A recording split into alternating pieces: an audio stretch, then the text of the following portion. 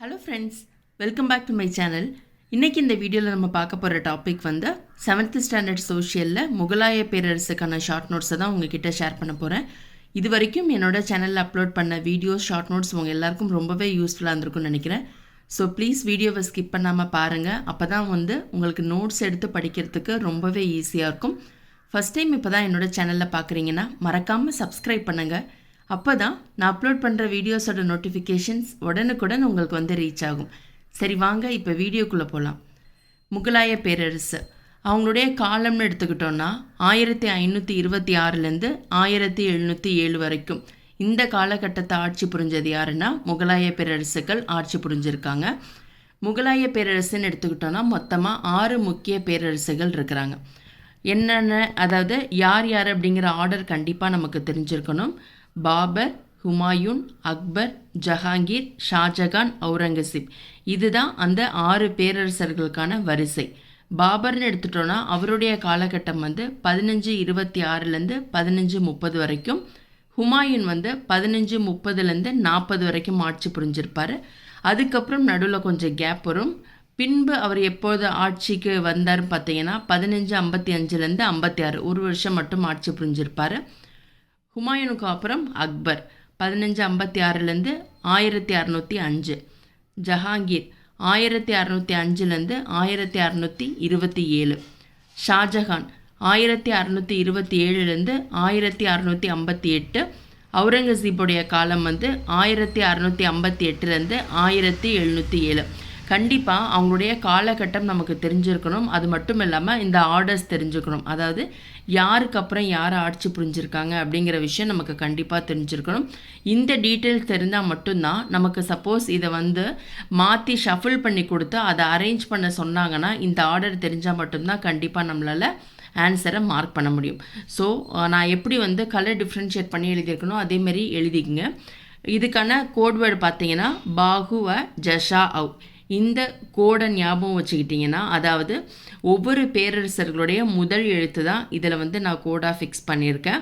பா என்றால் பாபர், ஹூனா ஹுமாயூன், அ அக்பர், ஜேனா ஜஹாங்கீர், ஷா என்றால் ஷாஜகான், அவுனா அவுரங்கசீப். ஸோ இந்த கோட்வேர்டை ஈஸியாக நம்ம ஞாபகம் வச்சுட்டாலும் நமக்கு மறக்கவே மறக்காது. இதில் ஃபஸ்ட்டு நம்ம யாரை பற்றி பார்க்க போகிறோன்னா பாபர். இவருடைய காலம் என்ன, 1526 1530 வரைக்கும் 4 வருஷம் ஆட்சி புரிஞ்சிருப்பார். இந்தியாவில் முகலாய பேரரசை நிறுவியவர் அப்படின்னு கேட்டாங்கன்னா பாபர் தான். இவர் வந்து தந்தை வழியில் தைமூரின் கொள்ளு பேரன், தாய் வழியில் அவருடைய தாத்தா தாஷ்கண்டை சேர்ந்த யூனிஸ்கான். பாபர் வந்து செங்கிஸ்கானின் 13வது வாரிசு. செங்கிஸ்கான் நம்ம எல்லாருக்குமே தெரியும் யார் அவர்னா மங்கோலிய அரசன். அவருடைய 13வது வாரிசாக கருதப்படுவர் யாருன்னா பாபர் தான். பாபருடைய பிறப்புன்னு எடுத்துட்டோன்னா February 14 1483 பிறந்திருப்பார். அவர் இறந்த வருடம் வந்து 1530. அதாவது அரியணை ஏறி 4 ஆண்டுகள் மட்டும்தான் அவர் ஆட்சி புரிஞ்சிருப்பார். அதாவது 4th இயரில் அவர் இறந்திருப்பார். அவருடைய முழு பெயர் என்னன்னு பார்த்தீங்கன்னா ஜாகுருதீன் முகமது பாபர்னு சொல்லுவாங்க. ஜாகுருதீன் என்றால் நம்பிக்கையை காப்பவர். இங்கிலீஷில் வந்து டிஃபெண்டர் ஆஃப் ஃபெய்த். 12 வயதில் சென்ட்ரல் ஏஷியாவில் பர்கானாவில் ஆட்சி புரிஞ்சிருப்பார். அதாவது பாபர் வந்து தன்னுடைய 12வது வயதில் சென்ட்ரல் ஏஷியாவில் பர்கானா அப்படிங்கிற ஒரு பகுதியை ஆட்சி புரிஞ்சிட்டு இருந்திருப்பார். உஸ்பெக்குகளால் பர்கானாவிலிருந்து வெளியேற்றப்படுவார். அங்கே இருக்கக்கூடிய உஸ்பெக்குகள்லாம் என்ன பண்ணுவாங்கன்னா இவரை வந்து அந்த ஊர்லேருந்து விரட்டி அடிச்சிருவாங்க. 10 வருஷத்துக்கு அப்புறம் பாபர் வந்து காபூலில் ஆட்சியை அமைப்பார். வருடம் வந்து 1505. நம்ம எல்லாருக்குமே தெரியும் காபூலுங்கிறது ஆப்கானிஸ்தானில் இருக்கக்கூடிய ஒரு பகுதி. 1524 வரையிலும் பஞ்சாபை கடந்து அவர் வேறு எந்த பகுதிக்கும் ஆசைப்படவில்லை. அதாவது 1524 வரைக்கும் இந்தியாவில் வந்து பஞ்சாப் பகுதி வரைக்கும் தான் அவர் வந்து ஆக்குபை பண்ணி ஆட்சி புரிஞ்சாரே தவிர அதை தாண்டி அவர் வந்து அடுத்த பகுதியை வந்து கைப்பற்றணும்னு அவர் நினைக்கவே இல்லை. திரும்பவும் ஒரு தடவை பார்த்துடலாம். முகலாய எம்பரர்னு எடுத்துட்டோன்னா 6 பேரரசர் இருக்காங்க. ஷார்ட்கட் சொல்லியிருக்கேன். பாகு ஷஜாவ், பாபர், ஹுமாயூன், அக்பர், ஜஹாங்கீர், ஷாஜகான், அவுரங்கசீப். பாபருடைய காலம் 1526 1530. அதாவது இந்தியாவில் முகலாய பேரரசை முதல்ல ஸ்டார்ட் பண்ணது யாருன்னா பாபர் தான். இவர் வந்து தந்தை வழியில் தைமூரின் கொள்ளு பேரனும், தன்னுடைய தாய் வழியில் அவருடைய தாத்தா தாஷ்கண்டை சேர்ந்த யூனுஸ் கான். பாபர் யாருன்னு பார்த்தீங்கன்னா செங்கிஸ்கான். செங்கிஸ்கான்கிறவர் ஒரு மங்கோலிய அரசர். அவருடைய 13வது வாரிசாக கருதப்படுபவர். பாபருடைய பிறப்புன்னு எடுத்துட்டோம்னா February 1483 பிறந்திருப்பார். இறந்தது 1530. இவருடைய முழு பெயர் ஜாகுருதீன் முகமது பாபர். ஜாகுருதீன் அப்படிங்கிற வார்த்தைக்கு அர்த்தம் என்னன்னு பார்த்தீங்கன்னா நம்பிக்கையை காப்பவர். இங்கிலீஷில் டிஃபெண்டர் ஆஃப் ஃபெய்த் அப்படின்னு சொல்லுவாங்க. 12 வயசில் சென்ட்ரல் ஏஷியாவில் இருக்கக்கூடிய பர்கானா அப்படிங்கிற பகுதியை ஆட்சி புரிஞ்சிருப்பார். அதுக்கப்புறம் அங்கே இருக்கக்கூடிய உஸ்பெக்குகளால் பர்கானாவிலிருந்து இவர் வெளியேற்றம் செய்யப்படுவார். அதுக்கப்புறம் மீண்டும் 10 வருஷம் கழித்து பாபர் காபூலில் ஆட்சியை அமைப்பார். வருடம் 1505. 1524 வரைக்குமே பாபர் பஞ்சாபை தாண்டி மற்ற எந்த பகுதியை கேப்சர் பண்ணணும்னு அவர் ஆசைப்படவே இல்லை. அடுத்து பார்க்க போகிறது போர்கள்.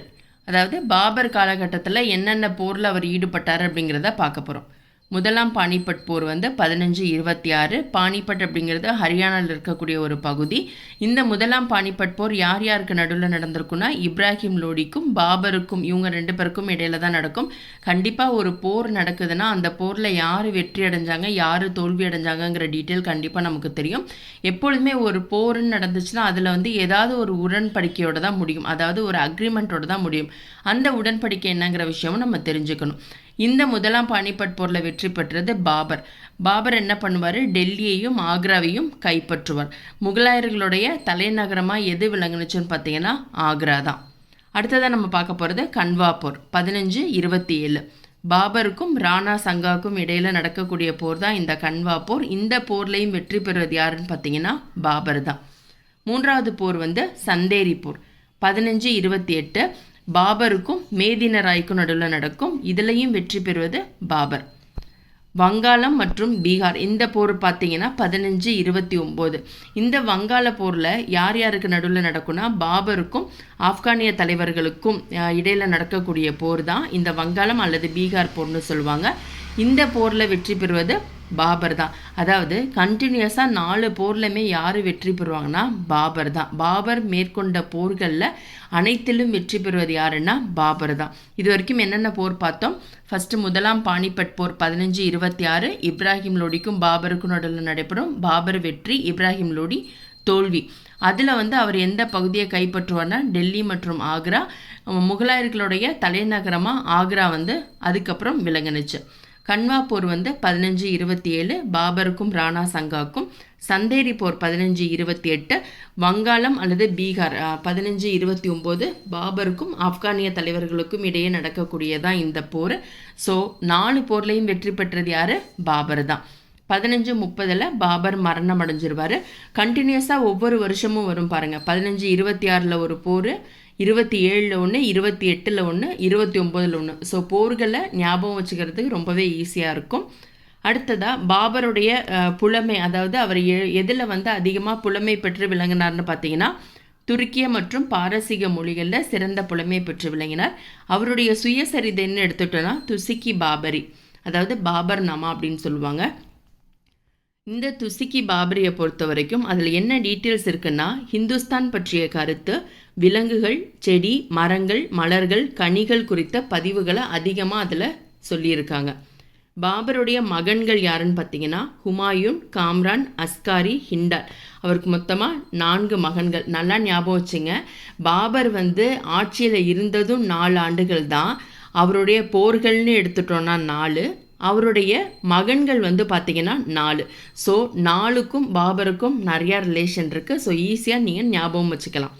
சைட்லேயே நான் போருன்னு போட்டு மென்ஷன் பண்ணியிருக்கேன் பாருங்கள். ஏன்னா இது நெக்ஸ்ட் டைம் நான் படிக்கும் போது எனக்கு டக்குன்னு அந்த டீட்டெயில்ஸ் மட்டும் தெரியும், பார்க்குறதுக்கு மைண்டில் ரீகால் பண்ணுறதுக்காக தான் நான் அந்த மாதிரி சைடில் எப்பொழுதுமே ப்ராக்கெட் பண்ணி எழுதியிருப்பேன். ஸோ உங்களுக்கு வேணும்னா நீங்களும் அதேமாரி எழுதிக்கலாம். 1526 என்ன பார்த்தோம், பானிபட் போர். 27 கன்வா போர். 28 சந்தேரி போர். 29 காக்ரா போர். எல்லா போர்லையுமே வெற்றி பெற்றது பாபர். 4 ஆண்டுகள் ஆட்சியில் இருந்திருப்பார். 1526 1530 வரைக்கும். 1530 அவர் இறந்து போயிடுவார். பாபருடைய மகன்கள் எடுத்துட்டனால 4 பேர், ஹுமாயூன், காம்ரான், அஸ்காரி, ஹிண்டால். ஸோ அடுத்து நம்ம பார்க்க போகிற முகலாய மன்னர் யாருன்னா ஹுமாயூன். ஹுமாயூன் யார், பாபருடைய மூத்த மகன் தான் ஹுமாயூன். இவருடைய சகோதரர்கள் யாருன்னா காம்ரான், அஸ்காரி, ஹிண்டால், அவங்களெல்லாம் இல்லாமல் இவர் தான் அரியணை ஏறுவார். இவருடைய காலம்னு எடுத்துட்டோன்னா 1530 40, அதாவது 10 ஆண்டுகள் ஃபர்ஸ்ட்டு ஆட்சி புரிஞ்சிருப்பார். அப்புறம் இடையில சில காலகட்டங்கள் ஆட்சியில் இல்லாமல் 1555 மீண்டும் அரியணை ஏறி 56 ஒரு வருஷம் வரைக்கும் அரியணையில் இருந்திருப்பார். பாபருடைய மூத்த மகன் தான் இவர். இவருடைய சகோதரர்கள் நம்ம யாருன்னு பார்த்துட்டோம். ஹுமாயூன் அரியணை ஏறிய ஆண்டு வந்து 1530 to 40. இவருடைய போர்கள் என்னன்னு பார்த்தீங்கன்னா சவுசா போர் மற்றும் கன்னோஜ் போர். சவுசா போர் வந்து 1539, கன்னோஜ் போர் வந்து 1540. அடுத்தடுத்த ஆண்டுகளில் இது நடைபெறும். இந்த 2 போர்களையுமே ஷெர்ஷாவுக்கும் ஹுமாயூனுக்கும் நடுவில் நடக்கும். ஷெர்ஷா ஷூர் வந்து வெற்றி பெற்றுவார், ஹுமாயூன் வந்து தோல்வி அடைஞ்சிருவார். ஆனால் இவருடைய தந்தையான பாபர் வந்து பார்த்திங்கன்னா எல்லா போர்களையுமே வெற்றி பெற்றுவார். பட் இந்த 2 போரில் சவுசா மற்றும் கன்னோஜ் போரில் வந்து ஹுமாயூன் வந்து தோல்வி அடைஞ்சிருவார், ஷெர்ஷா வந்து வெற்றி பெற்றுவார். அதுக்கப்புறம் தோல்வி அடைஞ்சோடனே அவர் என்ன பண்ணுவார்னா அவர் வந்து ஈரானுக்கு எஸ்கேப் ஆயிடுவார். அதாவது ஹி வென்ட் டு ஈரான் அப்படின்னு போட்டிருக்கேன். பாரசீக அரசர் சபாவிட் வம்சத்தை சேர்ந்த ஷா தாமஸ் உதவியால் 1555 டெல்லியை மீண்டும் ஹுமாயூன் கைப்பற்றி அரியணை ஏறினார். அதாவது இந்த 2 போர்களில் தோல்வி அடைஞ்சோடனே ஷெர்ஷா சூர்கிட்ட இவர் தோல்வி அடைஞ்சோடனே என்ன பண்ணுவார்னா இவர் வந்து தப்பிச்சு போயிடுவார், ஈரானுக்கு தப்பிச்சு போயிடுவார். அதுக்கப்புறம் அங்கே இருக்கக்கூடிய சா தாமஸ் அப்படிங்கிறவர் யாருன்னா ஒரு பாரசீக அரசர். இவர் வந்து சபாவிட் வம்சத்தை சேர்ந்தவர். இவருடைய உதவியால் 1555 மீண்டும் டெல்லியை கைப்பற்றி ஹுமாயூன் வந்து அரியணையில் அமர்வார். 1556 ஹுமாயூன் வந்து மரணம் அடைஞ்சிருவார். அதாவது நூலக படிக்கட்டில் இருந்து தவறு கீழே விழுந்து அவர் இறந்துட்டாருங்கிற ஒரு குறிப்பு இருக்குது. இவரை பற்றி டீட்டெயில்ஸ் பார்த்தீங்கன்னா கொஞ்சம் கம்மி தான். நம்ம கண்டிப்பாக நல்லா தெரிஞ்சுக்க வேண்டியது யாரை பற்றினா பாபரை பற்றி நிறையா டீட்டெயில்ஸ் நம்ம தெரிஞ்சுக்கணும். திரும்பவும் ஒரு தடவை ரீகால் பண்ணிடுறேன். ஹுமாயூன் காலகட்டம் வந்து 1530 40, அதுக்கப்புறம் இடையில கேப் இருக்கும் 55 56 வரைக்கும். இவர் வந்து பாபருடைய மூத்த மகன். இவருடைய சகோதரர்கள் காம்ரான், ஹிண்டால், அஸ்காரி. அதுக்கப்புறம் இவருடைய முக்கியமான போர்கள் சவுசா மற்றும் கன்னோஜ் போர். சவுசா போர் வந்து 1539, கன்னோஜி போர் வந்து 1540. இந்த 2 போர்களுமே யார் யாருக்கு நடுவில் நடைபெறும்னா ஷெர்ஷாவுக்கும் ஹுமாயூனுக்கும் நடுவில் நடைபெறும். இதில் வந்து ஷெர்ஷா வெற்றி பெற்றுவார், ஹுமாயூன் தோல்வி அடைஞ்சிருவார். தோல்வி அடைஞ்சோடனே அவர் என்ன பண்ணிடுவார்னா தப்பிச்சு ஈரானுக்கு போயிடுவார். அங்கே இருக்கக்கூடிய சா தாமஸ் அப்படிங்கிறவர் யாருன்னா ஒரு சபாவிட் வம்சத்தை சேர்ந்த பாரசீக அரசர். இவர் வந்து ஹுமாயூனுக்கு உதவி புரிந்து மீண்டும் அரியணை ஏற உதவி பெறுவார். அதன் அடிப்படையில் அவர் எப்போ அரியணை ஏறுவார்னு பார்த்தீங்கன்னா 1555 டெல்லியை கைப்பற்றி மீண்டும் அரியணையில் ஏறுவார். இவங்களுடைய தலைநகரம் எது? ஆக்ரா. 1556 மரணம் அடைஞ்சிருவார். இவருடைய மரணம் எப்படி இருக்குன்னு பார்த்தீங்கன்னா நூலக படிக்கட்டில், அதாவது லைப்ரரியிலேருந்து கால் தவறி படிக்கட்டிலேருந்து கீழே விழுந்து இறந்துட்டார் அப்படின்னு சொல்கிறாங்க. இப்போ பார்க்க போகிறது ஷெர்ஷா. சவுசா மற்றும் கன்னோஜ் போரில் இது பண்ணார்ல ஷெர்ஷா சூர், அவரை பற்றி டீட்டெயில்ஸ் பார்க்க போகிறோம். 1540 45 வரைக்கும் இவர் வந்து ஆட்சியில் இருந்திருப்பார். பீகாரில் சசாரம் பகுதியை ஆண்ட ஹசன் சூரி என்னும் ஆப்கானிய பிரபுவின் மகன் தான் இந்த ஷெர்ஷா சூர், அதாவது சூர் வம்சத்தை சேர்ந்தவர். ஆக்ராவில் சூர் வம்சத்தை நிறுவியவர் யாருன்னா ஷெர்ஷா சூரி தான். அதாவது ஹுமாயூனுடைய சண்டை போட்டு ஹுமாயூன் தோல்வி அடைஞ்சிருவார்ல, அந்த டைம் இவர் வந்து அரியணை ஏறி சூர் வம்சத்தை ஆக்ராவில் நிறுவினார். வங்காளம் டு சிந்து பகுதி வரை, அதாவது காஷ்மீர் தவிர சிந்துவில் இருக்கக்கூடிய மற்ற பகுதிகள் வரைக்கும் ஷெர்ஷா வந்து ஆட்சி புரிஞ்சிருப்பார். நில வருவாய் அறிமுகம் செய்திருப்பாங்க, சாலைகளை அமைத்தார், நாணயம் மற்றும் முகத்தல் அளவுகள் இது எல்லாமே கொண்டு வந்தது யாருன்னா ஷெர்ஷா சூர் தான். திரும்பவும் சொல்லிடுறேன், இவருடைய காலம் வந்து 1540 45 வரைக்கும். இவர் வந்து சூர் வம்சத்தை சேர்ந்தவர். ஆக்ராவில் வந்து சூர் வம்சத்தை நிறுவியவர் யாருன்னு கேட்டாங்கன்னா ஷெர்ஷா தான். இவர் வந்து காஷ்மீரை தவிர வங்காளம்லேருந்து சிந்து பகுதி வரை ஆட்சி புரிஞ்சிருப்பார். இவர் என்னென்ன விஷயத்தை வந்து இன்ட்ரடியூஸ் பண்ணாருன்னு பார்த்தீங்கன்னா நில வருவாய் அறிமுகம் பண்ணியிருப்பார், சாலைகள் அமைத்திருப்பார், நாணயம் அதாவது காயின்ஸ் அதை இன்ட்ரடியூஸ் பண்ணியிருப்பார், முகத்தல் அளவுகள் முறையும் அறிமுகம் பண்ணியிருப்பார். ஸோ அடுத்து 3வதாக நம்ம பார்க்க போகிற முகலாய அரசர் வந்து அக்பர். இவருடைய காலம் 1556 1605. ஹுமாயூனுடைய மகன் தான் அக்பர். ஹுமாயூன் எப்போ மரணம் அடைஞ்சார்? 1556. எப்பொழுதுமே ஒரு விஷயம் படிக்கும் போது இப்போ யாரை பற்றி பார்க்குறீங்கன்னா அவங்கள பற்றி ஏற்கனவே நம்ம நோட்ஸ் எடுத்திருந்தாலும் என்ன பண்ணுங்கள், உங்களுக்கு என்ன விஷயம் தெரியுதோ அதை ப்ராக்கெட் பண்ணி எழுதிருங்க. அப்படி நம்ம ஒவ்வொரு தடவை அவங்க பேருக்கு ரிலேட்டடாக நம்ம வந்து ரீகால் பண்ணால் மட்டும்தான் நமக்கு அந்த விஷயம் ஈஸியாக ஞாபகம் இருக்கும்.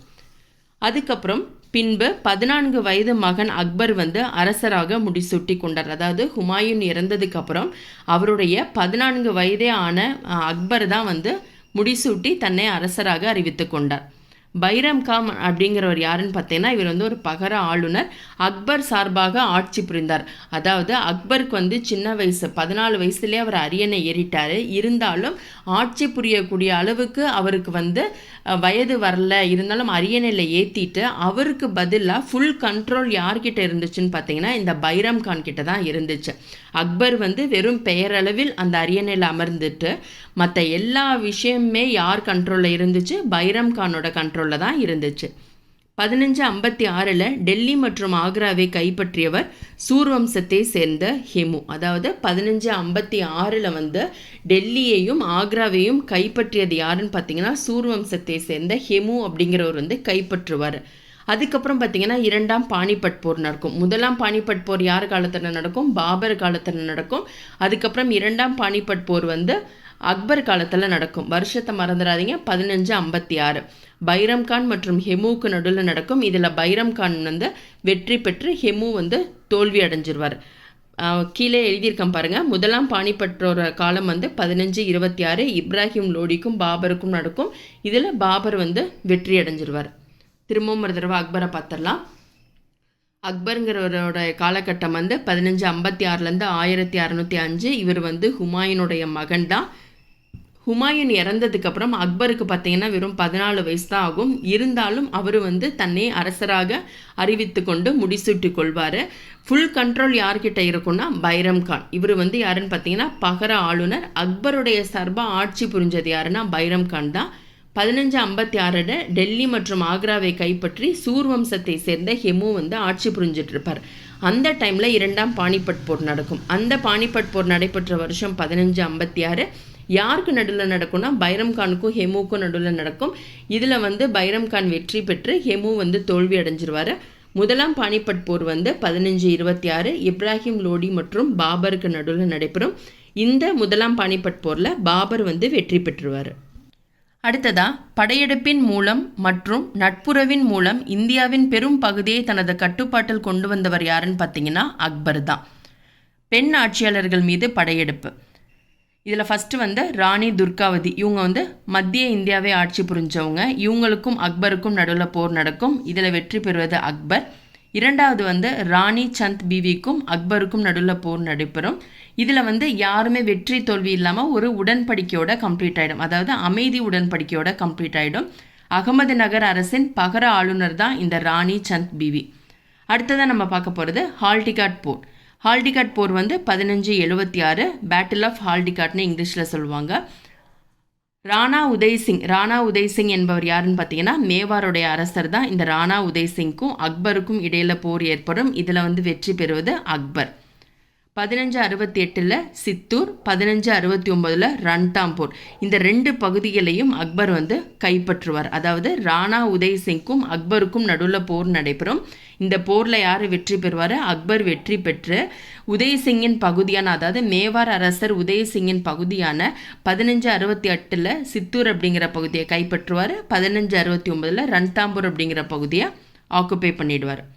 அடுத்ததாக ராணா பிரதாப் சிங் வெர்சஸ் அக்பர். அதாவது ராணா பிரதாப் சிங்க்கும் அக்பருக்கும் நடுவில் போர் நடக்கும்னு சொன்னோன்னா இந்த ராணா பிரதாப் யாருன்னு பார்த்தீங்கன்னா ஃபஸ்ட்டு நம்ம யாரை பார்த்தோம்? ராணா உதய்சிங் பார்த்தோம். இந்த ராணா உதய்சிங்கோட மகன் தான் ராணா பிரதாப். அதாவது தன்னோட தந்தையை தோல்வி அடைஞ்ச காரணத்தினால மகன் வந்து என்ன பண்ணுவார்னா அக்பர் மீது போர் தொடுப்பார். இதில் வெற்றி பெறுவது ராணா பிரதாப் சிங் வெற்றி பெற்றுவார். இதுதான் வந்து ஹால்டிகாட் போர்னு சொல்கிறாங்க. 1576. இது கொஞ்சம் கன்ஃபியூஸ் ஆகும். திரும்பவும் என்ன நான் சொல்லிடுறேன். ஃபஸ்ட்டு என்ன போர் பார்த்தோம்? அதாவது பெண் ஆட்சியாளர்கள் மீது படையெடுப்பார். 2 பெண் ஆட்சியாளர்கள் வருவாங்க. அதில் ஃபஸ்ட்டு மத்திய இந்தியாவை சேர்ந்த ராணி துர்காவதிக்கும் அக்பருக்கும் நடுவில் நடக்கும். இதில் அக்பர் வெற்றி பெற்றுவார். 2வது வந்து அகமது நகருடைய பகர ஆளுநரான ராணி சந்த் பீவிக்கும் அக்பருக்கும் நடுவில் போர் நடைபெற மாதிரி ஒரு சூழல் ஏற்படும். அந்த டைமில் அந்த ராணி என்ன பண்ணுவாங்கன்னா, நமக்குள்ளே போர் வேண்டாம், அமைதி உடன்படிக்கையை மேற்கொண்டுக்கலாம் அப்படின்னு சொல்லிட்டு எந்த வெற்றி தோல்வி இல்லாமல் உடன்படிக்கையோட கம்ப்ளீட் ஆகிடும். ஸோ அடுத்து நம்ம பார்த்தது ராணா உதய்சிங்குக்கும் அக்பருக்கும் நடுவில் நடைபெறும். இந்த ராணா உதய்சிங் அப்படிங்கிறவர் மேவாருடைய அரசர். இதில் அக்பர் வெற்றி பெற்றுவார், உதய்சிங் தோல்வி அடைஞ்சிருவார். தோல்வி அடைஞ்சோடனே 1568 சித்தூரையும் 69 ரன்தாம்பூர் அப்படிங்கிற பகுதியை கைப்பற்றிடுவார். அதுக்கப்புறம் ராணா உதய்சிங்கோட மகன் பார்த்தீங்கன்னா ராணா பிரதாப் சிங். அவர் என்ன பண்ணுவார், தன்னுடைய தந்தையின் தோல்வி அடைஞ்சிட்டாரு அப்படிங்கிற காரணத்தினால அக்பருடன் போர் மேற்கொள்வார். அந்த போரில் வெற்றி பெறுவது ராணா பிரதாப் சிங். அதை தான் ஹால்டிகாட் போர்னு சொல்லுவாங்க, 1576. அடுத்ததாக நம்ம பார்க்க போகிறது அக்பரின் படையெடுப்புகள். இந்த மாதிரி ஜஸ்ட்டு சிம்பிளாக நீங்கள் போட்டுங்க, ஈஸ்ட்டு வெஸ்ட்டு நார்த்து சவுத்துன்னு போட்டுங்க. அப்படி போட்டுக்கிட்டால் தான் நமக்கு எப்பொழுதுமே படிக்கிறதுக்கு கொஞ்சம் இன்ட்ரெஸ்டிங்காகவும் இருக்கும், ஈஸியாகவும் இருக்கும். கிழக்கில் வங்காளம் வரைக்கும், தெற்கில் கோதாவரி, மேற்கில் காந்தகார், வடக்கில் பார்த்திங்கன்னா காஷ்மீர் வரைக்கும் இந்த பகுதி எல்லாத்துலேயுமே இதுக்குட்பட்ட பகுதிகள் அனைத்திலும் அக்பர் தன்னுடைய படையெடுப்புகளை மேற்கொண்டிருப்பார். அடுத்ததாக 1605 அக்பர் மரணம் அடைஞ்சிருவார். அக்பரின் உடல் நல்லடக்கம் சிக்கந்தராங்கிறது ஆக்ராவுக்கு பக்கத்தில் இருக்கக்கூடிய ஒரு பகுதி தான். இதோட பார்த்திங்கன்னா அக்பர் பற்றின முக்கியமான டீட்டெயில்ஸ் கம்ப்ளீட் ஆகிடுச்சு. திரும்பவும் என்ன ஒரு தடவை நான் ஃபாஸ்ட்டாக ரீகால் பண்ணிடுறேன், ஏன்னா உங்களுக்கு அது கேட்கும் போது ஈஸியாக உங்களுக்கு புரியும். ஜஸ்ட்டு நம்ம ஓரளவு புக்கை வச்சு படித்தோன்னா நமக்கு புரியாது, ஒருத்தவங்க சொல்லி நம்ம கேட்கும் போது கண்டிப்பாக அது நமக்கு மறக்கவே மறக்காது. ஸோ அக்பர் பார்த்திங்கன்னா 56 1605 வரைக்கும் இவர் ஹுமாயூனுடைய மகன். இவர் 14 வயதிலேயே அரசராக முடிசூட்டி கொள்வார். அப்படியே முடிசூட்டிக்கிட்டாலும் அக்பர் சார்பாக ஆட்சி புரிகிறது யார் சொன்ன, பைரம்கான். பைரம்கான் அப்படிங்கிறவர் பகர ஆளுநர். இவர் 1556 டெல்லி மற்றும் ஆக்ராவை யார் கைப்பற்றுவாங்கன்னு பார்த்தீங்கன்னா சூர் வம்சத்தை சேர்ந்த ஹெமு அப்படிங்கிறவர் கைப்பற்றுவார். உடனே இது கேப்சர் பண்ணிட்டாரு அப்படிங்கிற காரணத்தினால 2ஆம் பானிபட் போர் நடக்கும். அந்த பானிபட் போரோட வருஷம் 1556. அது யார் யாருக்கு நடுவில் நடக்கும், பைரம்கானுக்கும் ஹெமுவுக்கும் நடுவில் நடக்கும். இதில் பைரம்கான் வெற்றி பெற்று இழந்த பகுதிகளை திரும்ப கைப்பற்றிடுவாங்க. முதலாம் பானிபட் போர் எந்த வருஷம் பார்த்தோம், 1526. 2ஆம் பானிபட் போர் 1556.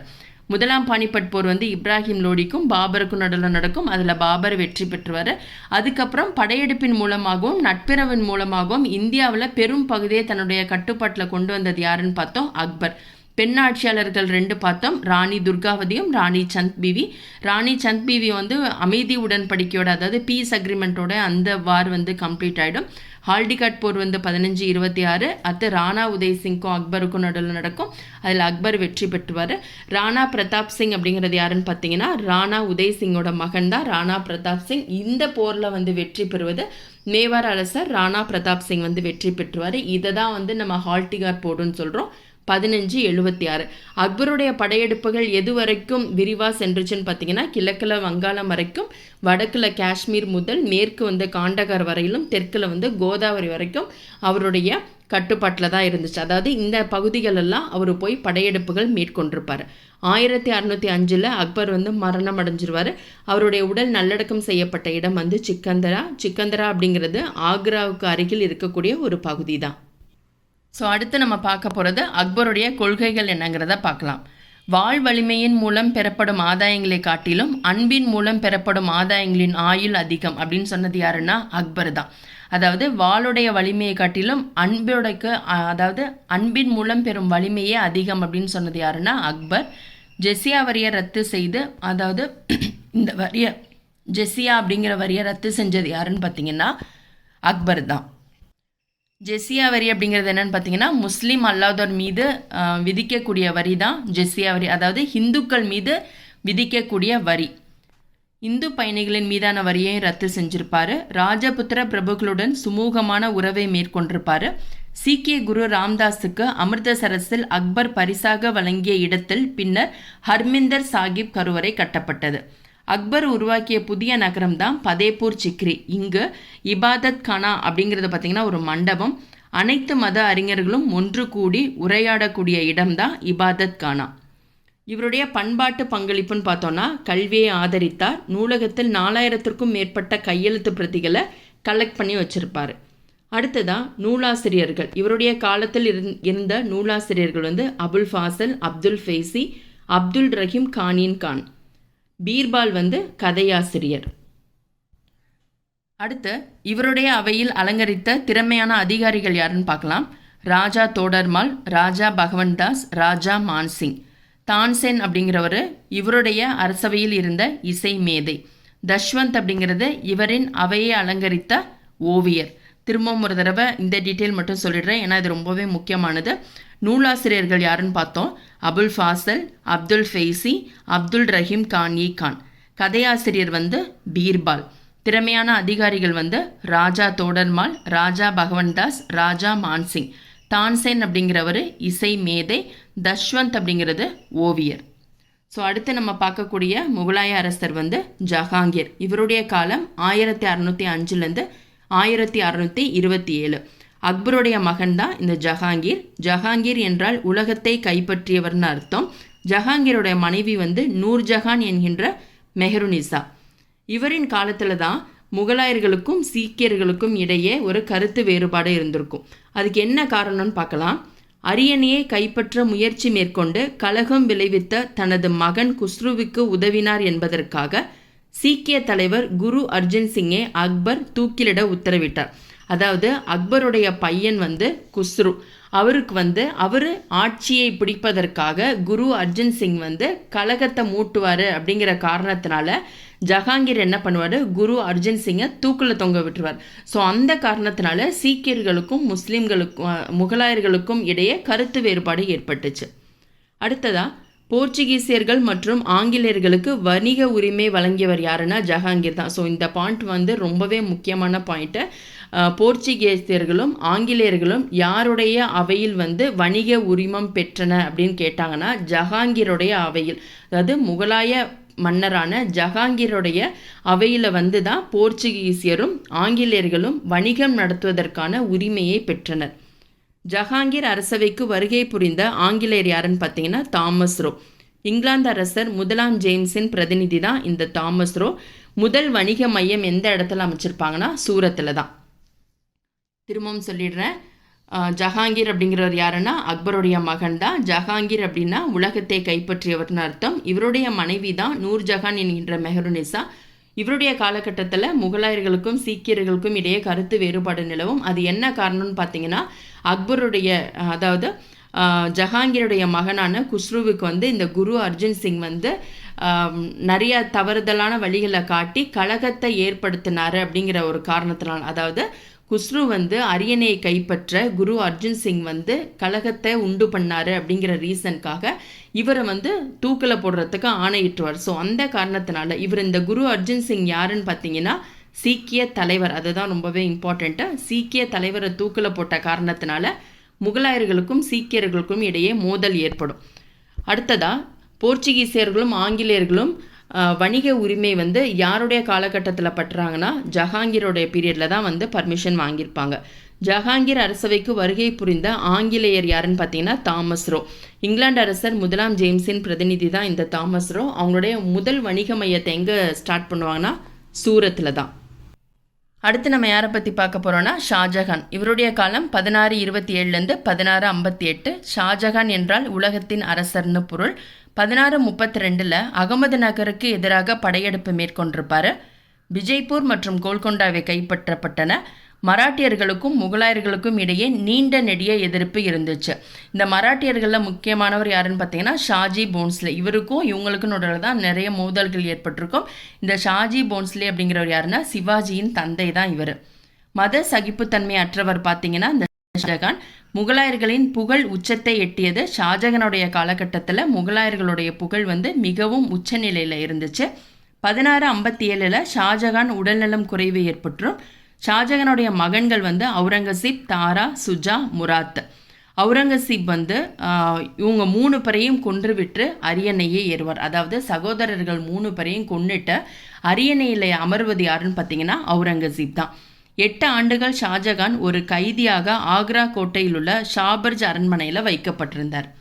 திரும்பவும் பார்த்துடலாம். ஷாஜகான் அப்படின்னா அர்த்தம் என்ன? உலகத்தின் அரசர்னு பொருள். 1632 அகமது நகருக்கு எதிராக ஒரு படையெடுப்பை மேற்கொள்வார். விஜய்பூரையும் கோல்கொண்டாவையும் தன்னுடைய கட்டுப்பாட்டில் கொண்டு வருவார். மராட்டியர்களுக்கும் முகலாயர்களுக்கும் இடையே நெடிய எதிர்ப்பு இருந்துச்சு. அந்த மராட்டியர்களில் குறிப்பிட்டு சொல்லணும்னா ஷாஜி போன்ஸ்லேவுக்கும் இவங்களுக்கும் நடுவில் நிறைய மோதல்கள் ஏற்பட்டிருக்கும். இந்த ஷாஜி போன்ஸ்லே அப்படிங்கிறவர் சிவாஜியின் தந்தை. மத சகிப்புத்தன்மையற்றவர் ஷாஜகான்.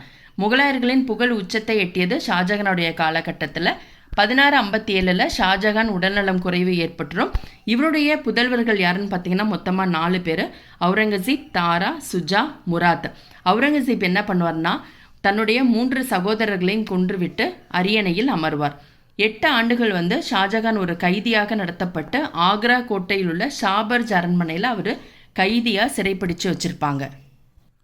ஸோ ஃபைனலாக நம்ம பார்க்க போகிறது அவுரங்கசீப். முன்னாடியே கோட்வேர்ட் என்ன சொல்லிட்டேன், பாகுவா ஷஜா அவு. ஸோ கடைசியாக உள்ள அரசர் அவுரங்கசீப்.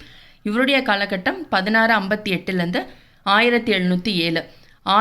ஆலம்கீர் அப்படின்னா அர்த்தம் என்னன்னு பார்த்தீங்கன்னா உலகை கைப்பற்றியவர் என்னும் பட்டத்தை சூட்டி கொண்டவர் அவுரங்கசீப். தமது மதத்தை தவிர ஏனைய மதங்களை வெறுத்தவர் அவுரங்கசீப். இந்துக்களின் மீது மீண்டும் ஜெசியா வரியை விதித்தார். ஜெசியா வரியை ரத்து பண்ணது யார்? அக்பர். அதை மீண்டும் இந்துக்கள் மீது திணித்தது அவுரங்கசீப். 1658 1689 இந்த இடைப்பட்ட காலகட்டத்தில் பண்டேலர்கள், சீக்கியர்கள், ஜாட்டுகள், சாத்னாமியர்கள் ஆகியோரின் கழகம் யாரால் நிறுத்தப்பட்டதுன்னு பார்த்தீங்கன்னா அவுரங்கசீப். அதாவது இந்த 1658 1681 இந்த இடைப்பட்ட காலகட்டத்தில் இவங்கெல்லாம் கழகத்தில் ஈடுபடுவாங்க. ஸோ இவங்க எல்லாரையும் கண்ட்ரோல் பண்ணி ஒரு கட்டுப்பாட்டில் கொண்டு வந்தது யாருன்னு பார்த்தீங்கன்னா அவுரங்கசீப் தான். அசாமை சேர்ந்த ஆகோம் அரசுடன் போர். அசாமுடைய பழைய பேர் காமரூபா. இளவரசர் அக்பருக்கும் சாம்பாஜி அப்படிங்கிறவர் யாருன்னா சிவாஜியோட மகன் தான் சாம்பாஜி. இவங்க 2 பேருக்கும் நடுவில் போர் நடக்கிற மாதிரி ஒரு சூழல் ஏற்படும். அந்த டைமில் ஒரு அக்ரிமெண்ட்டோட இந்த வார் ஸ்டாப் ஆகும். இது என்ன அக்ரிமெண்ட்டுன்னு பார்த்தீங்கன்னா அந்த அக்ரிமெண்ட் நமக்கு டீட்டெயில்ஸ் கொடுக்கல. பட் 1689 அவுரங்கசீப் தக்காணத்துக்கு புறப்பட்டு சென்றுவார். 1674 மராட்டிய நாட்டின் பேரரசராக தன்னை அறிவித்து கொண்டவர் சிவாஜி. அடுத்ததான் அவுரங்கசீப்புடைய காலகட்டத்தில் ஆங்கிலேயரின் வணிக மையங்கள் என்னங்கிறதையும் பார்க்கலாம். சென்னை, கல்கட்டா, மும்பை இதெல்லாம் அவுரங்கசீப்புடைய காலகட்டத்தில் ஆங்கிலேயர்கள் எந்தெந்த பகுதியில் வணிக மையங்கள் ஸ்டார்ட் பண்ணாங்க அப்படின்னு கேட்டாங்கன்னா கண்டிப்பாக நமக்கு இது தெரிஞ்சுக்கணும். சென்னை, கல்கட்டா, மும்பை. அடுத்ததாக பாண்டிச்சேரி ஃப்ரெஞ்சின் முதன்மை வணிக மையமாக செயல்பட்டுச்சு. திரும்ப ஒரு தடவை ரீகால் பண்ணிடுறேன். அவுரங்கசீப்புடைய காலகட்டம் 1658 1707. ஆலம்கீர் அப்படின்னா உலகை கைப்பற்றியவர் அப்படிங்கிற பட்டத்தை தனக்குத்தானே சூட்டி கொண்டவர் அவுரங்கசீப். தன்னுடைய மதத்தை தவிர மற்ற மதங்கள் அனைத்தையும் இவர் கடுமையாக எதிர்த்திருப்பார். இந்துக்கள் மீது மீண்டும் ஜெசியா வரியை கொண்டு வந்திருப்பார். அந்த ஜெசியா வரியை ரத்து பண்ணது யாருன்னா அக்பர் தான். 1658 1681 இடைப்பட்ட காலகட்டத்தில் பண்டேலர்கள், சீக்கியர்கள், ஜாட்டுகள், சாத்னாமியர்கள் இவங்க எல்லாரும் கழகத்தில் ஈடுபடுவாங்க. அவங்கள எல்லாரையும் கண்ட்ரோல் பண்ணி தன்னுடைய கட்டுப்பாட்டில் கொண்டு வந்தது யாருன்னா அவுரங்கசீப் தான். அசாமை சேர்ந்த ஆகோம் அரசுடன் போர் மேற்கொள்வார். அசாமுடைய பழைய பேர் என்னன்னு பார்த்தீங்கன்னா காமரூபா. அடுத்ததாக இளவரசர் அக்பருக்கும் சாம்பாஜிக்கும் நடுவில் ஒரு அக்ரிமெண்ட்டோட கம்ப்ளீட் ஆகும். சாம்பாஜி அப்படிங்கிறவர் யாருன்னு பார்த்தீங்கன்னா சிவாஜியோட மகன். அதுக்கப்புறம் இந்த இளவரசர் அக்பர் என்ன பண்ணுவார்னா 1689 அவுரங்கசீப் தக்காணத்துக்கு புறப்பட்டு சென்றுவார். அதாவது இவங்க 2 பேருக்குள்ள ஒரு அக்ரிமெண்ட்டோட முடியுதா. ஸோ என்ன பண்ணுவார்னா அவுரங்கசீப் தக்காணத்துக்கு புறப்பட்டு எந்த வருஷம் போவார்? 1689. ஸோ நமக்கு அது என்ன அக்ரிமெண்ட்டுன்னு புக்கில் கொடுக்கல. ஸோ அதனால தான் அதை மென்ஷன் பண்ணலை. 1674 மராட்டிய நாட்டின் பேரரசாக தன்னை அறிவித்து கொண்டவர் சிவாஜி. அவுரங்கசீப்புடைய காலகட்டத்தில் ஆங்கிலேயர்கள் எந்தெந்த பகுதியில் வணிக மையம் ஸ்டார்ட் பண்ணாங்கன்னா சென்னை, கல்கட்டா, மும்பை. பாண்டிச்சேரி ஃப்ரெஞ்சோடைய முதன்மையான வணிக மையமாக திகழ்ந்துச்சு. ஸோ இதோட பார்த்தீங்கன்னா முகலாயர்களுக்கான ஷார்ட் நோட்ஸ் கம்ப்ளீட் ஆகிடுச்சு. அந்த கோடை மட்டும் ஞாபகம் வச்சுங்க. பாகுவா ஷஜாவோ அந்த ஆர்டரை ஞாபகம் வச்சிங்கன்னா ஆட்டோமேட்டிக்காக உங்களுக்கு படிக்கிறதுக்கு ரொம்பவே ஈஸியாக இருக்கும். ஜஸ்ட்டு நீங்கள் பேரை மட்டும் மனப்பாடம் பண்ணிட்டு வந்தீங்கன்னா அது எப்பொழுதுமே மறந்து போயிடும். ஒரு விஷயம் படிக்கிறீங்கன்னா அது நமக்கு மைண்ட் செட் ஆகலைன்னா இந்த மாதிரி உங்களுக்கு புரிஞ்ச மாதிரி நீங்கள் ஷார்ட்கட் ஃபார்ம் பண்ணிவிட்டு நீங்கள் படிச்சிங்கன்னா உங்களுக்கு அது ஈஸியாக மெமரைஸ் ஆகும். ஸோ கண்டிப்பாக இந்த வீடியோ உங்கள் எல்லாருக்கும் யூஸ்ஃபுல்லாக இருக்கும்னு நினைக்கிறேன். வீடியோ பிடிச்சிருந்தால் லைக் பண்ணுங்கள், ஷேர் பண்ணுங்கள், கமெண்ட் பண்ணுங்கள், மறக்காமல் சப்ஸ்கிரைப் பண்ணுங்கள். Thank you so much.